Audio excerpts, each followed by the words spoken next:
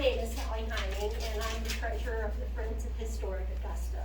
And we'd like to thank the Chamber for allowing us to present a very special award this evening to Kathryn Frazier.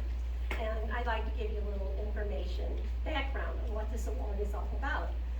So it was in 2016 when Anita Mallinckrodt asked Kathryn to take over being president of our museum, because Anita was writing another book and she didn't have time for both responsibilities. So Kathryn agreed to do that beginning in 2017, and she has enthusiastically continued to do that until 2022 when she and Alan moved to South Carolina.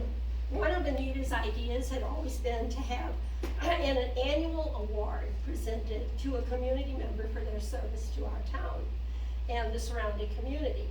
So Kathryn developed the idea of a legacy award, and she entitled it, "Don't Let the Flame Go Out."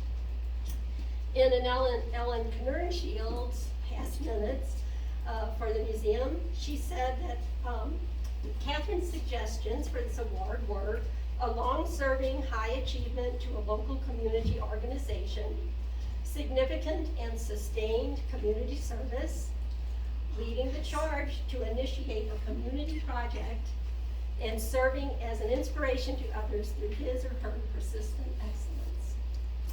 So when Kathryn presented her idea to our membership, we embraced it enthusiastically, and except for COVID, we've awarded this every year since 2018. So the first award was given to Anita Mallinckrodt at the Augusta Elementary's year-end 6th grade and kindergarten graduation. Part of our museum's purpose and our privilege is to keep the school involved with our local history with an annual tour of the museum for the 6th graders. So in 2019, Paul and Bernice Kinder were the recipients. And then in 2020, the school and most public organizations were closed to any activity because of COVID, so no award was given. In 2021, the school was still not an available venue, so we presented Ellen Knernshield with the award at the Ebenezer Church Hall, and this was in conjunction with the centennial, with the celebration of the property purchased by Harold Leonard, which would become the town of Augusta, and his homestead, which would become Centennial Farms. 200 years. Yeah. So then in 2022, Dr. Mary Robertson received the honor. She's the principal of the Augusta School. So here we are in 2023, and with many transitions within our group, and because we wanted to present Kathryn without her knowing in advance, we couldn't put this award together in time for the school year graduation. So it was kind of perplexing to me to how to keep it a surprise, because she kept offering names of individuals we should consider and never ceased asking when and who we were going to give the award to. So finally, Helen, in her pragmatic way, said, "Kathryn, we're going to give the award to you, but you have to let us know when you'll be here." So it's not just that Kathryn has led our museum activities for all this time, but she's been involved in many other parts of the community, including membership in this very chamber. She served as a town board official. She was asked to fill a position in May of 2014 for a trustee, and then she was reelected every year until 2021, until Laura Miller was elected as a town board member. So while serving as a clerk on the town board, her duties included issuing business licenses, witnessing ordinances and legal documents, overseeing elections, and taking forms to the office in St. Charles. But aside from these mundane activities, she also was inspired to start a directional signs project in 2017. And in 2017 and early 2018, she started with 4 decorated wine barrels, and then she would replace the decor about every 3 months. In 2019, excuse me, She began working with the town board to ensure that we maintained our certified local government, which is a status that's required by the Missouri Historic Preservation Ordinance. So then her work in the museum included writing press releases, such as the Then and Now slideshow in May of 18, which she presented at the 6th grade graduation. In 2019, she coordinated the 6th graders in their interview of Paul and Bernice Kimner, and then she created a wonderful video of that also. She also had banners put up along Walnut and Jefferson to signify that area as a historic architectural district. And she developed a wall of fame of old Augusta families in our museums, such as the Stelzers and the Aholts and Kimners and Noblers, I guess. And she expanded this also with history of the wine industry in Augusta. So, Kathryn and Carolyn Campbell also worked together with the local architect, Greg Nobler, for plans for a building addition that would include a bathroom.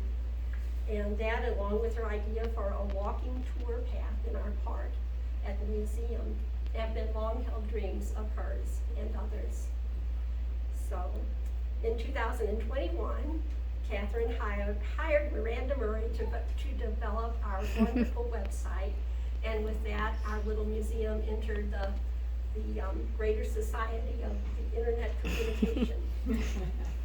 So, the Augusta Museum has always been a passion of Kathryn's. Even to this day, she and Alan have pledged significant contributions toward museum maintenance via the Reynolds Family Foundation.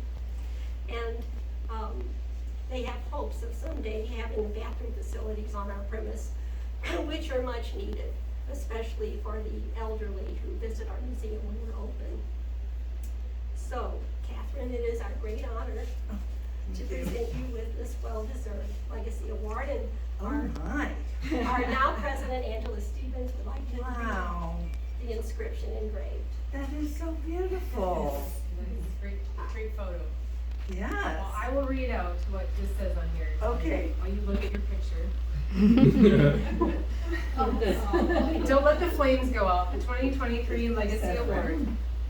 With much gratitude, the Friends of Historic Augusta present this day, August 21st, 2023, Don't Let the Flames Go Out Legacy Award to Miss Kathryn Frazier for her gracious leadership and wise stewardship of the town of Augusta's history and beloved museum. Her commitment and vision sparked that flame. Kathryn has devoted significant time, effort, and thoughtfulness towards her passion for this small town's big history, and in so doing has inspired others into action, myself included. Side that's not on there. And you. She has demonstrated positive citizen involvement and has always kept an open mind, keeping her eye on a goal while encouraging others to join the team. Her cheerful disposition and gift of welcoming others have put the museum's membership on a solid foothold. She will be remembered for these exceptional qualities and contributions. Thank you so much.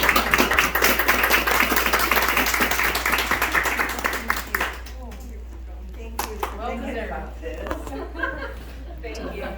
Thank you so much for, well, I do want to mention Diana Sadler. She has a legacy. Many of you probably never heard of her, but she started the entire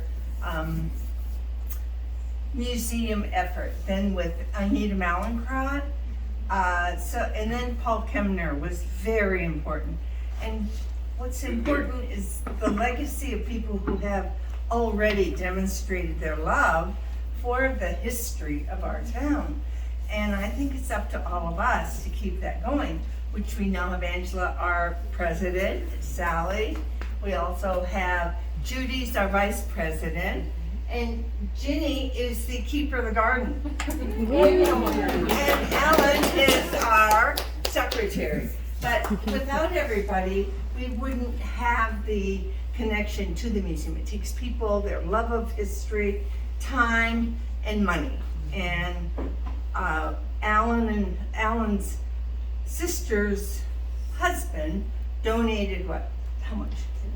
$10,000. $10,000 yearly. So that's a great start. So So I want to thank everyone who's participated. This is not just about me, it's about who I was able to get to come to the museum and help keep it going. So I'm not going to be here. I hope some of you will attend the meetings and give them the support that I think I've had. Thank you for having me.